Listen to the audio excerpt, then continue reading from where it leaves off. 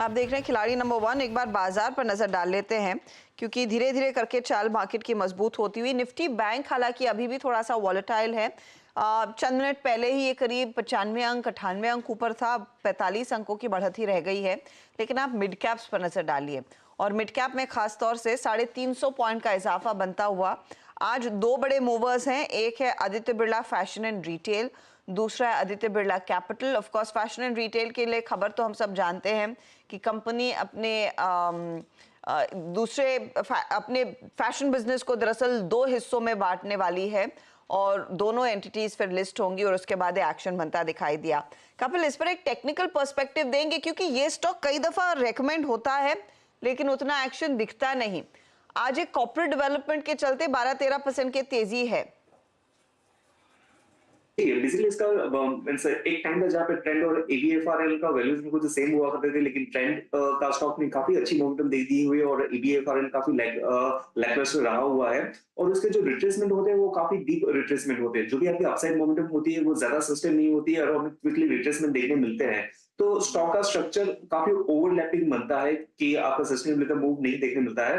आज के चलते हुए कॉर्पोरेट स्ट्रक्चर में जो उसकी अपसाइड मोमेंटम आई थी तो ऑलमोस्ट एक पॉइंट था 18-19-20% जो ऊपर आ गया था, लेकिन ऊपर से फिर से हमें जो इसका टेक्निकल लेवल था 245 के लेवल के यहाँ पे हमें सेलिंग प्रेशर देखने मिल रहा है।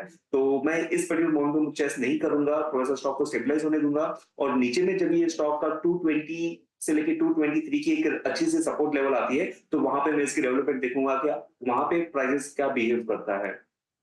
तो नजरें रहनी चाहिए कि यहाँ से आगे कितना प्राइस एक्शन आता है। फिलहाल इस मोमेंटम को चेज नहीं करना है। अच्छा, हेवल्स, क्रॉम्पटन, वोल्टास, ये 3-4 स्टॉक्स आपकी स्क्रीन पर रखते हैं और इस पर आगे बात भी होगी। ट्रिगर यही है कि कल आईएमडी की जो प्रेस कॉन्फ्रेंस हुई उसमें साफ कह दिया गया है कि भीषण गर्मी वाला साल ये उभर कर आता हुआ दिखाई देगा और ख़ासतौर से अगले 2 महीने इनफैक्ट काफ़ी पेनफुल रह सकते हैं।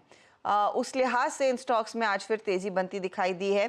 जतिन, इनमें से कोई ट्रेड जो अभी भी एंटिसिपेट करके आगे तेज़ी बढ़ेगी लिया जाए? Most of the stocks already चल चुके हैं, लेकिन अगर जो मेरे को अगर जो मेरे को पिक करना है स्क्रिप्ट तो मैं हेवल्स का पिक करना चाहूंगा क्योंकि उसमें अभी भी अपसाइड पोटेंशियल है अप टिल 1600 1610। सो मेरे को लगता है कि इन तीनों स्टॉक में से हेवल्स मेरा पसंदीदा पिक होगा। ओके, तो ये एक बड़ी अपॉर्चुनिटी आपके लिए उभर कर आएगी। अच्छा, आईएमडी ने एग्जैक्टली क्या कहा है उस पर मनीषा को जोड़ेंगे, लेकिन फटाफट से टाइम रहते एक रिकैप आपके लिए कर लेते हैं जो हमारे जानकारों ने आज ट्रेड्स आइडेंटिफाई किए हैं, किस तरह के रिटर्न्स उनके बनते हुए दिखाई दिए हैं, वो आपकी स्क्रीन पर आ जाएगा। जतिन ने एक्साइड दरअसल कैरी किया, 329 का टारगेट है, 305 का स्टॉप लॉस। यूपीएल फिर बाय साइड की तरफ इन्होंने जोड़ा, 505 का target, 464 stop loss. Petronet LNG भी आ चुका है इनके पोर्टफोलियो में, 283 का टारगेट, 264 का स्टॉप लॉस है। ये हैं वो 3 ट्रेड्स। रिटर्न्स की सिचुएशन, एक्साइड 0.8% का सबसे ज्यादा रिटर्न दे रहा है और आधे % तक के रिटर्न्स यूपीएल में इस समय बन रहे हैं जतिन के लिए। अब आते हैं अगले पोर्टफोलियो पर, वो है वीरल का। वीरल ने एक ट्रेड जोड़ा है, एक कैरी किया, एक जगह खाली है। आईआरसीटीसी किया है कैरी, 1050 का टारगेट, 900 का स्टॉप लॉस। फिर दीपक नाइट्रेट का ट्रेड है, 2350 का टारगेट एंड 2100 का स्टॉप लॉस है। रिटर्न्स की सिचुएशन क्या है? आईआरसीटीसी इनको 1.23% तक के रिटर्न्स कमा कर दे रहा है, दीपक 0.24%, हल्का सा ड्रैग करता हुआ। अब आते हैं कपिल के पोर्टफोलियो पर। कपिल ने एक ट्रेड कैरी किया है, सीडीएसएल, जहां पर टारगेट इनका 1880 है और स्टॉप लॉस 1760 का इन्होंने कल मेंशन किया था। बेयर क्रॉप भी 5980 के लिए आज ऐड किया, 5500 का स्टॉप लॉस। एक जगह खाली है तो आगे इनकी तरफ से वो ट्रेड जरूर आएगा। रिटर्न्स की सिचुएशन देखें तो सीडीएसएल मैक्सिमम रिटर्न्स इनको कमा कर दे रहा है, लगभग 2% का योगदान उधर बनता हुआ। अब आइएगा कि ओवरऑल सिचुएशन क्या बन रही है। जतिन आगे है 5.7% के रिटर्न्स के साथ, वीरल ने करीब करीब 2% की कमाई कर ली है, 1.94% के रिटर्न्स, और कपिल शाह भी 1.85% तक के रिटर्न्स। तो अब वीरल और कपिल के बीच वो आप कह सकते हैं 0.10% का डिफरेंस है, वहां पर कांटे की टक्कर देखने को मिल रही है। हम बार बार मेंशन कर रहे हैं कि मौसम विभाग ने इस साल भीषण गर्मी की चेतावनी दे दी है। एग्जैक्टली उन्होंने क्या कहा? मनीषा गुप्ता हमारी कमोडिटीज एडिटर उस पर जुड़ रही हैं। मनीषा, क्या कहता है आईएमडी और कितना तैनात रहना चाहिए? ऑलराइट, कोई बहुत अच्छी खबर आईएमडी की तरफ से आती हुई नजर नहीं आ रही है और बाजार को बहुत कीनली नजर रहेगी हर्षदा कि 15 से 17 के बीच में जब वो ऑफिशियल इन्फॉर्मेशन लेके आएंगे कि मॉनसून अब यहाँ पर कब आने वाले हैं। लेकिन उसके बीच हमारे पास 2 महीने हैं जो कि अप्रैल और मई है और माना ये जा रहा है और जो आईएमडी की रिपोर्ट है उसमें ये कहा गया है कि 40 से 42 डिग्रीज जैसे टेम्परेचर्स आप यहाँ पर एक्सपेक्ट कर सकते हैं और यही टेम्परेचर्स रिकॉर्ड भी हुए हैं पिछले एक हफ्ते में।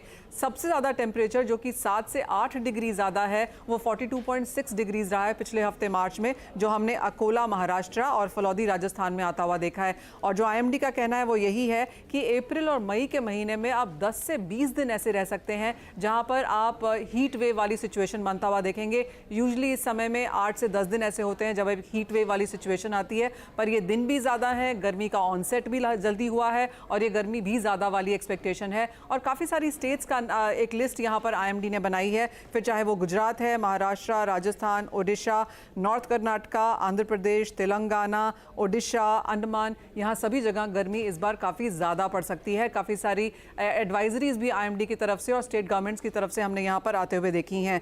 इंटरेस्टिंगली माना यह जा रहा है कि एल निनियो यहाँ पर अब ईज ऑफ हो रहा है, तो मॉनसून ऑनसेट यहाँ पर शायद नॉर्मल रह सकता है, लेकिन उसके पहले अप्रैल और मई के महीने यहाँ पे काफ़ी गर्म रह सकते हैं। अब अगले 5 दिन की सिर्फ अगर बात करें तो यहाँ के लिए भी आईएमडी की तरफ से एडवाइजरी है कि वार्मर देन नॉर्मल टेम्परेचर्स यहाँ पर देखने को मिल सकते हैं। ये ओडिशा, एमपी, तमिलनाडु, आंध्र प्रदेश, कर्नाटका के लिए बहुत बड़ी बड़ी एडवाइजरीज यहाँ पर एज ऑफ नाउ शामिल की गई हैं।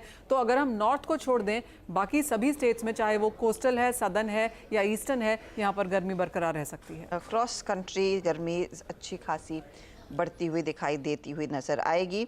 ये फिलहाल आपके लिए एक चेतावनी आईएमडी दे रहा है। शुक्रिया मनीषा इस अपडेट के लिए। चले लेंगे इस मोड पर एक छोटा सा ब्रेक। इनफैक्ट इसी मुद्दे पर एक डिटेल चर्चा आप सुनेंगे ब्रेक के बाद, जब कमोडिटीज पर मनीषा आपके साथ जुड़ेंगी। आप बने रहिएगा CNBC आवाज के साथ।